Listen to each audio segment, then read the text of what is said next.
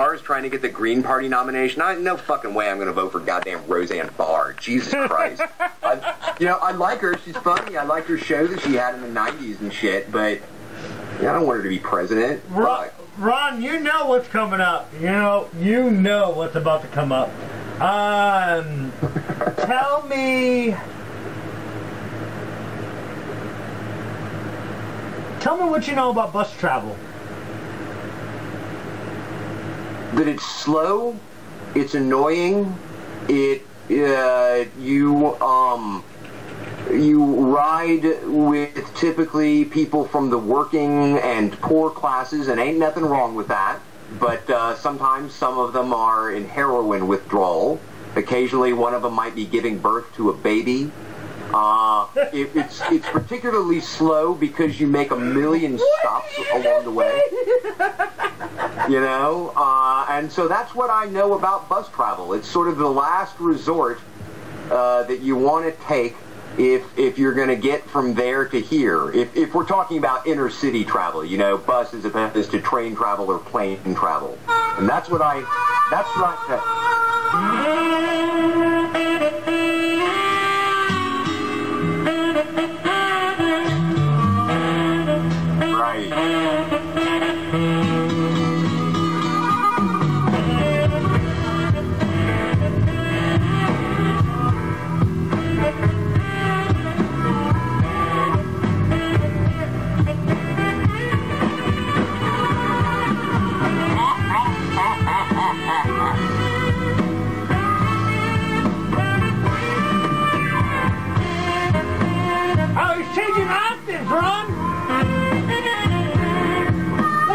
changing keys on us!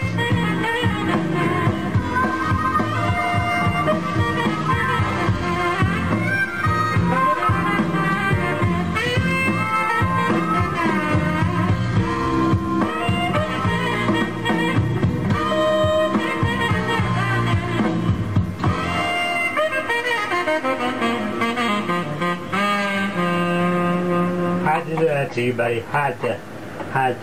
That was a good show. Now, the theme song was... That sax solo is beautiful. It's a good song. It's good. All right. Not as good as the Barney Miller theme song. Well, absolutely not, but, I mean, still. But, we got a couple minutes left. Here, I'm going to debunk you now. Oh, and I just set you up for this, so go right ahead. Oh, because of the bus travel. Yeah, exactly. So, no, I'm ready. Okay, first off, if I see a woman giving birth on my bus, I am taking out my imaginary box cutter and stopping the bus in the middle of the freeway. That is absolutely absurd, Ron. Okay? Right. Actually, I was just quoting an Allman Brothers song. Okay. Rambling Man. I was born in the backseat of a Greyhound bus. Anyway.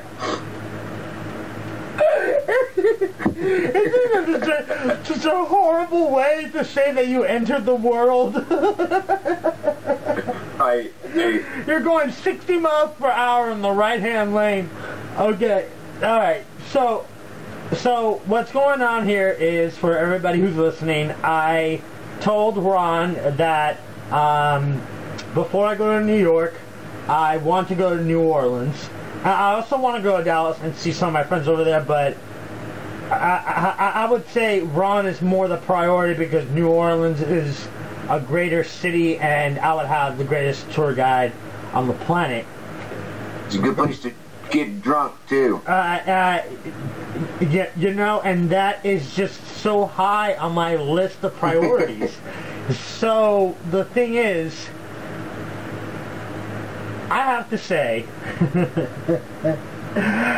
that starting, I don't know what day it is, right? I think it's the 19th or the 23rd. No, it's the 19th. On June 19th, Megabus, which is a very large bus company that operates in the Midwest and the Northeastern regions. If you've never really heard of the Midwest region, for anyone who's stupid, it's Chicago, Illinois, Cleveland, that kind of, like the Rust Belt, Ron, So, they operate in two different areas, and their competitors which are run by Greyhound. Bolt Bus went to Seattle and Portland and started service over there. And simultaneously, Ron, I was online. It was. I don't know how it happened, but I saw this tweet, and it said, "Bolt Bus, no money, costs no money, Ron, no money. But a 50-cent, you know, it doesn't matter what the cost of the trip is, fee. So for 50 cents." Even if I just wanted to give you a hug, I can do that for Right. I can do that for $1. For $1, Ron. For $1. Fabulous. And I have a feeling that you will show me New Orleans how I'm gonna show you New York whenever you get back, get up there with your major movie role, whatever it's gonna be. It's gonna be perfect. Yeah, I haven't been in New York since 1999. Oh. I need to go back. Man, it's like, I've only been in Manhattan and a little bit of Brooklyn. And it's like I could do Manhattan again for days and days. I would look to you to show me some of the corners of Brooklyn that tourists don't see. Well, you know what I'm saying? Some real fucking New York life, you know? Brooklyn, around the tip of Staten Island, the Bronx with all the baseball history where Yankee Stadium is, and then the major shopping malls in the Bronx and Queens. I mean, that's where you're going to probably land, you know, and the thing is, everyone, the second they arrive in Queens, they leave it. So there are more people in the world that have no idea about Queens, but say they've been to New York, then, you know, I mean, then Queens residents itself, you know? Yeah, man, Peter Parker's from Queens, for God's sake, you know? Peter Parker?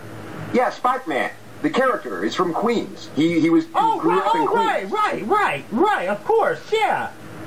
Yeah, and they actually made that very accurate because he lived in Jackson Heights because there was the 7 train in Spider-Man 1. I saw the 7 train. So you're absolutely fucking right. That's the school that he went to. They actually dude, I hate when they cast wrong. I hate it. I hate it when they do the setting wrong, and people know. Taking a Pelham 1, 2, 3. This is just a quick rant. Sure, man. John Travolta. My God, Denzel Washington. Okay. Yeah. That train does not go anywhere. It goes in the runaway. There's a scene, I mean, I don't want to destroy the movie for everybody, but, I mean, it's a remake. Both of them end in a portion where the train gets out of control. Every single scene, after it goes out of control, it's completely it does not make any sense. It kills me. It drives me crazy. But here's what doesn't drive me crazy. The first Madagascar, you know it's not made by Disney. It's made by another company that make all the cartoons and shit. I can't think of who it is. Pixar. I think Pixar has something to do with it. But the first Madagascar, man, there's a scene of them waiting at the 59th Street Grand Central Station. And the giraffe, who's played by David Schwimmer, he is actually talking train talk, you know, about where they should go, and it was so accurate, the platforms and everything. It just drives me crazy. It would drive me crazy if I was watching a movie out and it was in Houston and I knew where it was, and they were misrepresenting it as another city. RoboCop 2 places the Transco Tower in the center of downtown. Yeah. Just saying. I don't even think I've seen RoboCop 2. Isn't the first 15 seconds on Texas Avenue in RoboCop 2? That sounds about right. I mean, I know that they shot a lot of it on location in Houston, but like I said, I've never seen it. I have seen RoboCop 1, great film. Yeah. I should watch RoboCop 2, but never got around to it. I've seen one also. My God. Okay, let me tell you about bus travel, Ron. Sure. If I'm coming down there, if you want to stay on the internet the whole time, I would encourage you to take a nap because I'm pretty exhausting. I can message you every 2 minutes, like if I wanted to. I'd be able to plug in all my electronics, everything would be charged. Wow. It drops me off pretty much on the river. Like, I typed in the address. I can't remember what it was. Do you have numbered streets in the French Quarter? Numbered? No. Why am I thinking 3rd and 4th? Like, for some reason, that's just popping in my head.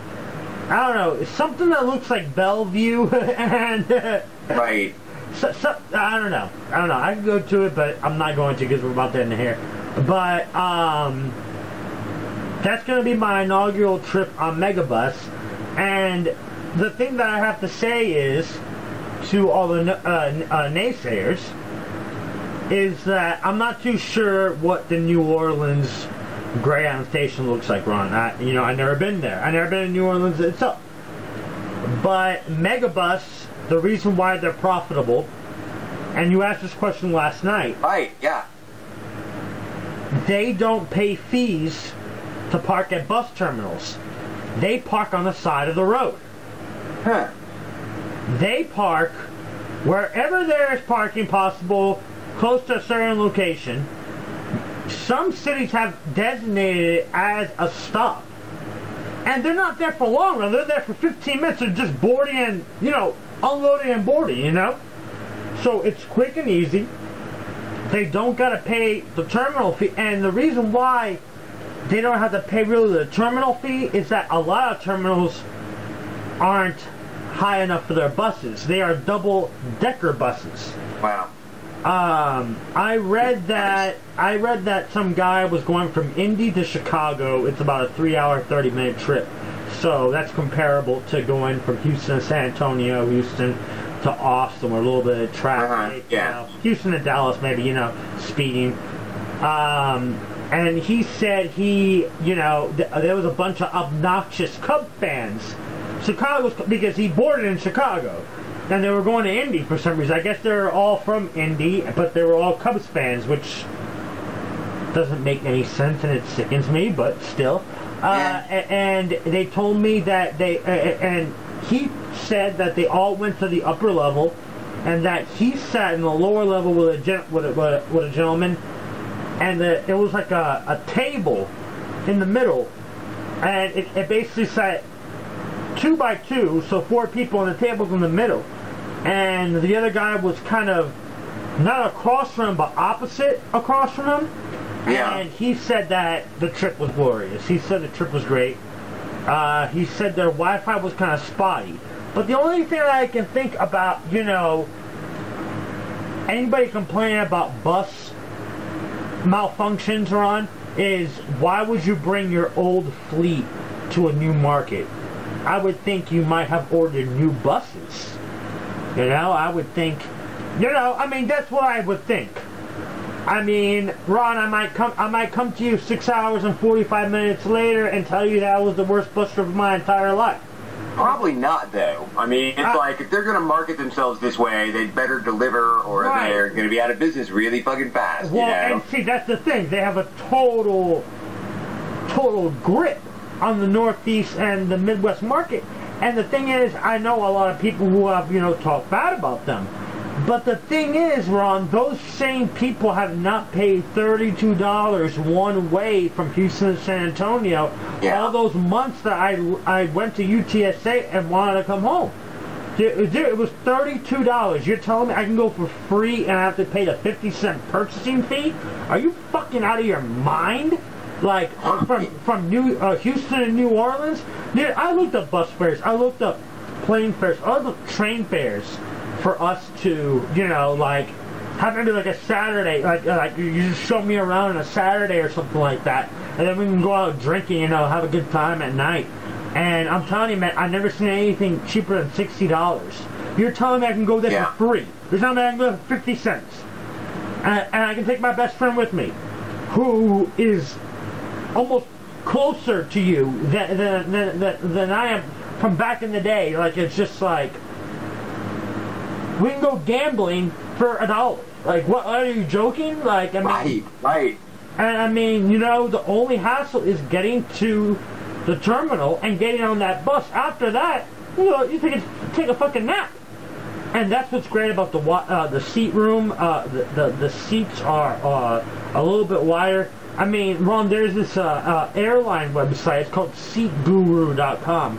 And if you're ever taking an airline, and I don't know, doctors bill me at 5'11 and a half, but I stay with shoes I'm 6'1". I was absolutely cramped on a U.S. Airways flight, and they have a 30-inch seat pitch, which is the lowest in airplane economy and anything. I'm totally comfortable with 34, and that's what JetBlue rides with. I would say Greyhound's around 38 to 40. It's incredible. It's incredible. It's incredible. And the fact that you can plug your phone in and be in contact with everybody and not have your laptop dying, and you can, you know, if it's a 6-hour, 40-minute thing, if, you know, you're not sleeping, that's 2 movies right there, Ryan. And I mean, you're in the heart of New Orleans. I mean, fuck. Right. Go to the upper deck. I mean, they have glass ceilings, just like the ones in London. You know. Wow, nice. Look at the. You're gonna see these buses everywhere. And I look forward to, well, both seeing you, but also hearing about your trip. You know what I'm saying? I mean, it's crazy. This is pretty exciting. I mean, it's like, because you mentioned that, and I'm just like thinking, okay, I really fucking hate having to drive back home for Christmas. This might very well be an acceptable option to me, you know? Absolutely. For my own travel, you know what I'm saying? I mean, $2? I mean, this opens a lot of shit up, you know? I mean, it's like, I've got friends in Austin that I hadn't seen in a long time, you know? Oh my gosh, yeah. And I mean, all you have to do is switch to Houston, but I mean, fuck it, you switch in downtown, you get a fucking, you know, lunch, dinner, breakfast, whatever the fuck the timetable is, and you get on the road. I mean, it's simple. It's simple planning. It's simple planning at its best. So, Ron, I gotta tell you something. Okay. I've been recording us via video, so I'm gonna see how that looks. You're gonna put it on YouTube, maybe? Nice. It might go on YouTube, and we might have that. You know, what's your little theme song? How's it go? The Drayback. What is it? Trayback? What is it? Brubeck. Dave Brubeck. Right, yeah, Take 5. Wait, Dave Brubeck. Yeah. How's it go again? What is it? Well, the piano's like on bap, bap, bap, bap, bap, bap, then the saxophone comes in and plays everyone